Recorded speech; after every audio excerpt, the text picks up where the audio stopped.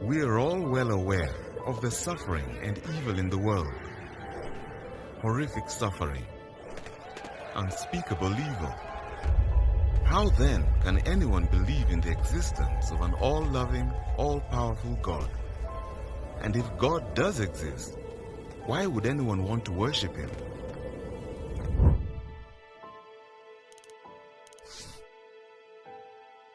Epicurus framed the logical problem of suffering and evil like this. If God is willing to prevent evil but not able, then he is not all-powerful. If he is able to prevent evil but not willing, he is not good. But if he is both willing and able, how can evil exist? And if he is neither able nor willing, then why call him God? In other words, it's logically impossible for God and suffering to both exist. But we know full well that suffering exists. Therefore, God does not. Is this a good argument? Let's look at it more closely. Are these two statements logically inconsistent? No. Here is an example of two logical inconsistent statements. David can't be both married and a bachelor. But there is no explicit contradiction between these two statements. So there must be hidden assumptions behind this argument that would bring out the alleged contradiction. Here they are. If God is all-powerful, he can create any world he wants. And if God is all-loving, he prefers a world without suffering. So, if an all-powerful, all-loving God exists, it follows that suffering does not exist. Since suffering obviously does exist, the atheist concludes that God must not exist. But are the atheist's two hidden assumptions necessarily true? Consider the first assumption.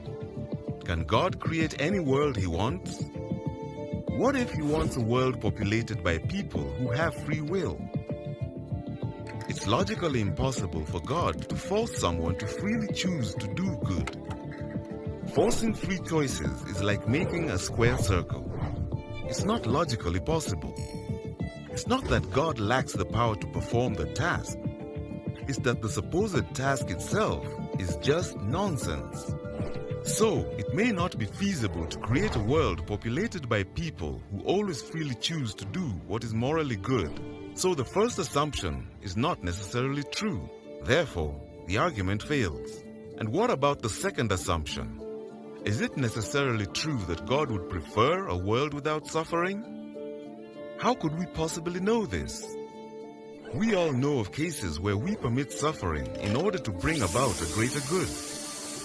If it's even possible that God allows suffering in order to achieve a greater good, then we cannot say this assumption is necessarily true.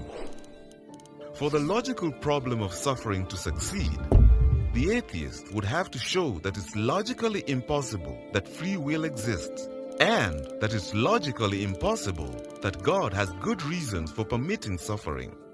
This burden of proof is too heavy to bear. It's quite possible that God and suffering both exist. This is why philosophers, even atheist philosophers, have given up on the logical problem of evil. We can concede that the problem of evil does not, after all, show that the central doctrines of theism are logically inconsistent with one another. Some philosophers have contended that the existence of evil is logically inconsistent with the existence of a theistic God. No one, I think, has succeeded in establishing such an extravagant claim. It's now acknowledged on almost all sides that the logical argument is bankrupt. But this is hardly the end of the discussion. We still need to explore the probability version of the problem of evil.